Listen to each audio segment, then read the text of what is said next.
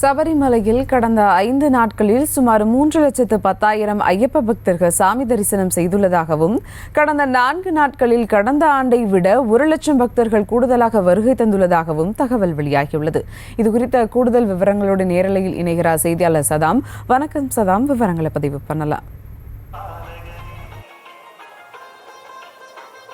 வணக்கம். அதாவது சபரிமலை மகரவிளக்கு மண்டல பூஜைக்காக தற்போது சபரிமலை நடையானது திறக்கப்பட்டுள்ளது. அந்த திறந்த நாள் முதலிலே ஆயிரக்கணக்கான பக்தர்கள் தினமும் சாமி தரிசனம் செய்து வருகின்றன.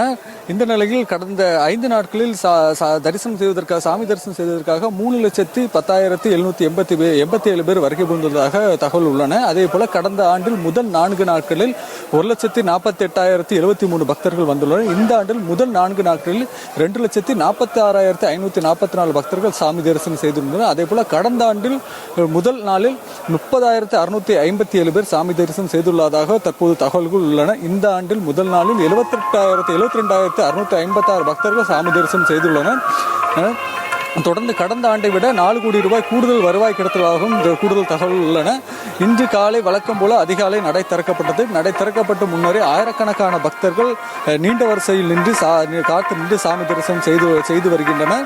அதே போல இன்று ஐயப்பருக்கு சிறப்பு பூஜையும் அபிஷேகமும் நடைபெற உள்ளது. மேலும் தமிழ்நாடு, கேரளா, ஆந்திரா, கர்நாடகா உள்ளிட்ட பல்வேறு மாநிலங்களிலிருந்து பக்தர்கள் வருகை நாளுக்கு நாள் அதிகரித்து வருகிறது.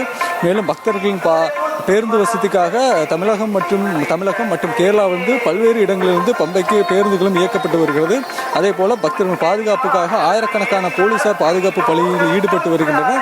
மேலும் இன்று காலை அதிகாலை முதலே சபரிமலையில் சாரல் மழை பெய்து வருகிறது. அதனை பொருட்படுத்தாமல் இருமுடி கட்டி ஆயிரக்கணக்கான பக்தர்கள் சாமி தரிசனம் செய்து நடைபாதை வழியாக சன்னிதானம் செல்வதை நம்மால் காண முடிகிறது. தொடர்ந்து பக்தர்களின் பாதுகாப்புக்காக 14,000க்கும் மேற்பட்ட போலீசார் பாதுகாப்பு பணியில் ஈடுபட்டு வருகின்றனர். அதே போல இங்கு வரும் பக்தர்களுக்கு தொடர்ந்து சுக்குநீர் மற்றும் பிஸ்கட் உள்ளிட்டவைகளும் வழங்கப்பட்டு வருகிறது. மேலும் பக்தர்கள் மேலும் வருகை அதிகரித்தால் அவர்களுக்கு தேவையான அடிப்படை வசதிகளை தேவஸ்வம் போர்டு சார்பில் தொடர்ந்து செய்யப்பட்டு வருகிறது. விவரங்களுக்கு நன்றி சதாம். செய்திகளை உடனுக்குடனும் துல்லியமாகவும் தெரிந்து கொள்ள சப்ஸ்கிரைப் பண்ணுங்க.